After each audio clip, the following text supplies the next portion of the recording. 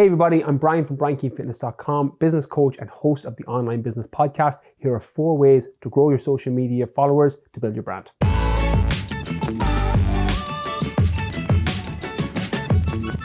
When it comes to building your business or building your brand as an influencer, there's no doubt about it that social media and growing your social media followers can help support you build your brand name. But it can be quite a tricky thing to do. So here are the 4 tips that you need to apply to grow quality social media followers to build your brand.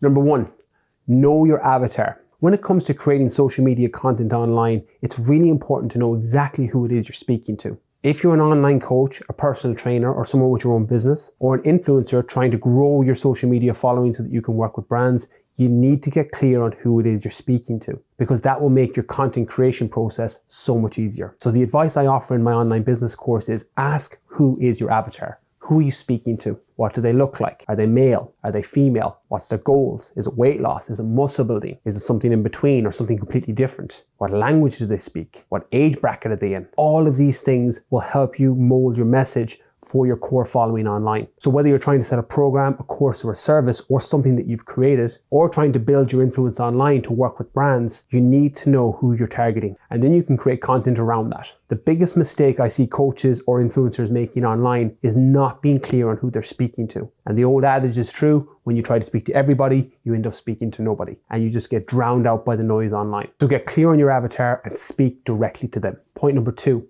Identify client pain points and how you can help them. So this works in a couple of ways based on what you're trying to achieve. If you're a personal trainer or work in the health industry, you might have a product or a service that you sell that can potentially improve the lives of people that you can potentially work with. If you're an influencer trying to build your brand, you may have knowledge in your head or a lifestyle that other people want to know about. But both methods are similar. They're addressing a need and they're addressing a pain point of the people following you. So make sure your content addresses that. If you specialize in weight or fat loss, your content is going to be specific towards that. Calorie deficits, macro splits, training, cardio, high intensity, the benefit of resistance training on your metabolic rate. That specific pain point will give you your content strategy on the topics you need to cover. If you're an influencer trying to build your brand and you're bringing people inside your life, you're going to show them what your life looks like. Your workouts, your food, the supplements you use, your daily activities. And then potentially down the line, you create something that you can sell, a program, a course, or you work with brands and you sell their stuff with some form of affiliate link or sponsorship. It's really up to you,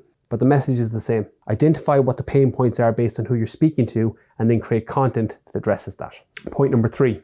Prioritize creating content on the platforms where your primary audience are. Social media can be a bit of a minefield. There's YouTube, there's Instagram, there's Facebook, there's Snapchat, there's TikTok, there's podcasts, there's blogs. There's an infinite amount of things that you could potentially create from video, audio, and written content, and it can be a minefield for so many people. So instead of getting paralysis by analysis where you end up overthinking and not doing anything, pick the platforms where your audience are spending the most time. For example, if you spend a lot of time working with people in the 16 to 21 age bracket, you're probably going to spend more time on TikTok in 2021 because that's where the attention of that audience is. If you're targeting people who are driving to and from work on a 30-minute commute, you might want to start a podcast so that you can be in their ear every morning or once or twice a week. If you're working with people in their 50s or 60s, your time is probably going to be better spent creating content on Facebook and then maybe running some Facebook ads against that content to get some leads for your business. And then if you want to branch out onto different platforms, by all means do that. But my advice would generally be to pick the one where your audience are and then decide what method do you want to use to distribute your content. Do you want to shoot videos? Do you want to record podcasts on audio? Do you want to do blogs and write? Or a combination of all 3? That's largely down to you. What I advise in my online business course is that you find what you enjoy the most mixed with what you're good at. Not confident on video, but you enjoy writing, that should be your primary method of communication. Find the sweet spot with what you enjoy versus how you communicate well and merge the 2 together and then be consistent with that. And then the 4th point is put out valuable content that addresses that pain point. This sounds really obvious, but it's something that so many coaches forget or influencers forget. Ask yourself, is the piece of content you're about to publish going to help the pain point of the person that you're trying to help on the other end? If your avatar is a 32-year-old female with 3 kids and a weight loss goal, does this piece of content on calories and macros help them with their goal or addressing their potential pain point? If it does, then that's the content you publish. But equally on the other side of that, if you're talking to a 32-year-old female with a weight loss goal, does this content on how to build a load of muscle and get faster help her? No? Then you don't publish that content.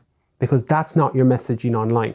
There's an old adage when it comes to business that there's riches in the niches. So identify who your niche is. Identify who it is you're speaking to, who your avatar is and what their pain points are, and then create valuable content that supports them and helps them with that pain point. The analogy I use in my online business course and on the Online Business Podcast is that marketing is like a bridge. Your client is over here with the potential pain point. You're over here with a product or a service, a course or program that you can sell that can address that potential pain point. The valuable content you create online is getting it across the bridge. So you can get your program, service, course, or whatever it is that you're selling that can help people over to the people that need help with it.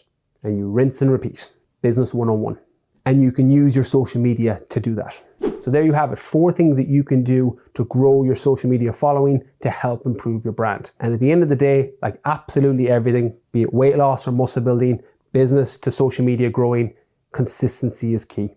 Don't focus on the intensity, focus on being consistent with your content over time. And you will reap what you sow if you stick at it long enough and you get clear on the message that you're trying to put out there for people. So that's everything from today's video. Hopefully that helped. For more information on my online business course, be sure to click the link in the description. And as always, if you enjoyed this video, hit that like and subscribe for videos coming each and every week.